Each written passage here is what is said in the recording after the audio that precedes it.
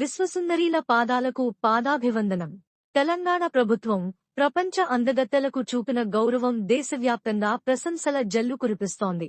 హైదరాబాద్ నగరానికి వచ్చిన విదేశీ బ్యూటీ క్వీన్స్ గా అతిథి దేవో భవ అనే భారతీయ సంస్కృతి గొప్పతనాన్ని ప్రతిబింబించింది. వారిని చూసి ప్రసన్నమైన తెలంగాణ ఆతిథ్య సంస్కృతి ప్రపంచవ్యాప్తంగా విశేషమైన గుర్తింపు తెచ్చుకుంది.